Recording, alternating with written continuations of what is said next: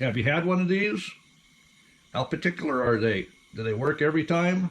If you got one up on your shelf that's been there more than, 2 years, 10 years, 15 years, I know.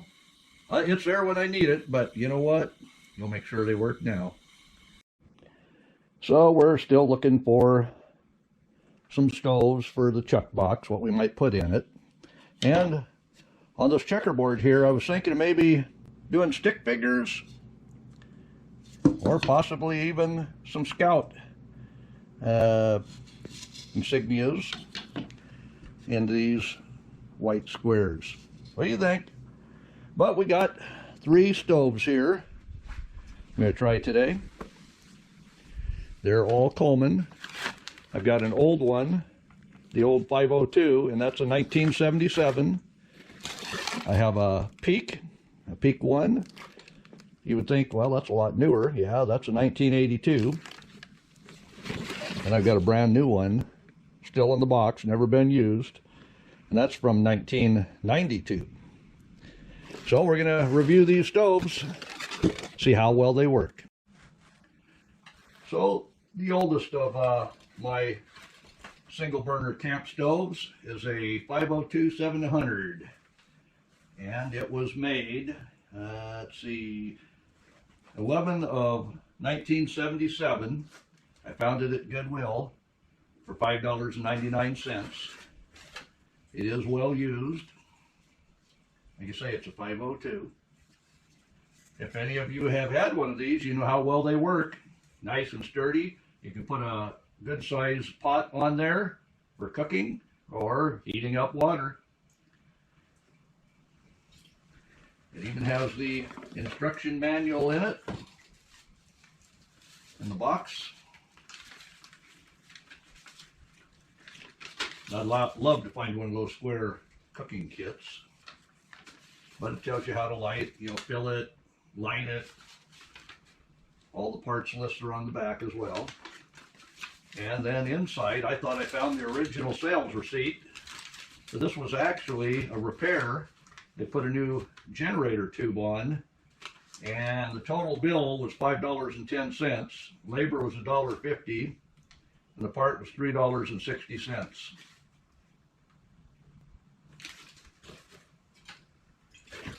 Then we've got this. This was also made by Colman. They put the name Peak on the stoves. And let's see, I paid, the price, yeah, here it is. At Goodwill, I paid $5.99, same as this one, for this stove. Originally, this sold for $39.98, and that was back in 1982. So the equivalent today's prices, that'd be like $130 for this stove. I can remember 1982 myself. That was a day and a half of wages to get one of these stoves. But the Peak came with the landing legs. So you could put a big pot on there and be stable in a smaller body of the stove. I pretty much like that stove. It's got all the features. It has the on, off, and clean here. Low flame, high flame, and then your fuel level here. When it's to the burner, it's off. Light and run. Like I say, you would use this lever to adjust your flame. But we've got one more to review. And this is the most exciting one so far. This one's brand new in the box. And it just happens to be a 1992. No, I didn't pay $5.99 for it. No, not for a brand new one in the box. I paid $4.99 for it. That's right, pink label. Like I say, this is brand new, never used. And the one thing about the newer ones, and I'm saying 1992 newer, it has a leveling ring for the feet. So if you were on uneven ground, you could roll this leveling ring to drop a foot down to level that out. And I thought, well, heck, it even comes with a second generator tube. And then reading the instructions, this is actually the one you would put in if you were using kerosene. I don't know if you've ever worked on one of these stoves, but the one interesting thing inside, there is a little valve. Do you see it? Little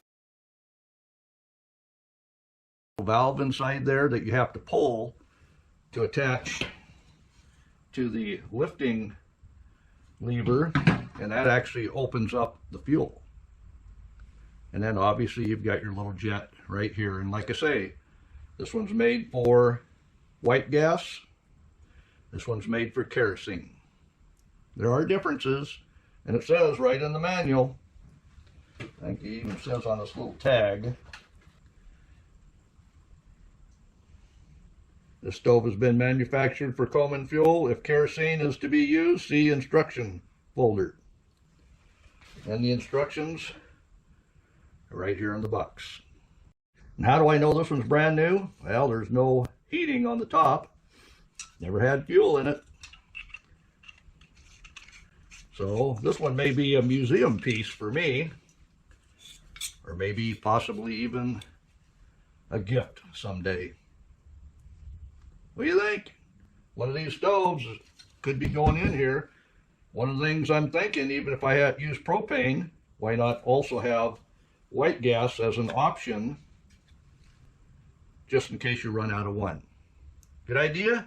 Let me know in the comments. So doing the safety check before you light anything, after you put fuel in, you want to make sure you don't leak anywhere. And after that passes that test, I'm going to open this 2 turns and give it about, let's see, yep, 25. And then close that. We'll get our match out.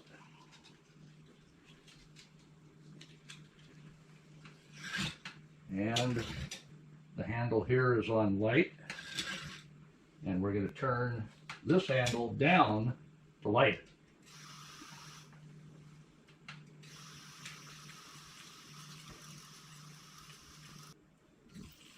There we go. I cleaned that jet a couple more times with the rod. And we're going to pump this up just to see if we're losing any pressure. Because it says in the instructions, for more flame, you may need to pump that up more. So one of the things I found that I can use for one of these smaller peak stoves is this canister. This canister was made for sugar or coffee or something, but it fits nicely right up to the top. No wasted space. I could put that in the check box. Tell me in the comments what you think. All right, let's fuel up the old 502 to see how it works. So this old 502 has old fuel in it. Hard saying how old. So we'll put some fresh in on top of that. And it may need a good cleaning. I don't know the history behind any of these stoves. So a good cleaning might just be in order. But we'll see how well it works with some new fuel and some old that was in the stove already. But you can hardly get as nice as that is for an old stove. The old 502. So I've got this turned out 2 times. I give it about 30 pumps. Putting my finger over the hole. Now this one does have a problem with its check valve. When you push it in, it pushes itself back out. It shouldn't be doing that. So this is going to need a little bit of work on it. But we'll go ahead and check, see how this thing runs. I felt the fumes blowing out of there. And that's one feature, when you close that, it closes off that from spitting out any extra fuel. So one way to start these old stoves cold, sometimes you can get a little bit of fuel to spit out, and then open your valve. I've got it open about a quarter. This will help that generator tube heat up. This stove is acting like it's needing cleaned out, which I wouldn't doubt, because whatever they were burning in there, they've already had to replace that generator tube once. But let's see. I'll go ahead and open that up now. It says leave it at a quarter, opened 1/4 for 1 to 2 minutes, and then open the valve all the way, and then use this to regulate the flame. It's still heating up, but this valve here, the check valve, is leaking, so I know I'm going to have to work on this one anyway. So we'll put this one back in the box until we get a chance to work on it, and the one in the can maybe going in the camp box. Let me know in the comments, what do you think? Have you had one of these? How particular are they? Do they work every time? If you got one up on your shelf that's been there more than 2 years, 10 years, 15 years, I know, it's there when I need it, but you know what? You'll make sure they work now. Yeah, for a 1977 stove, that's obviously been used quite a bit. We're going to need to clean this one.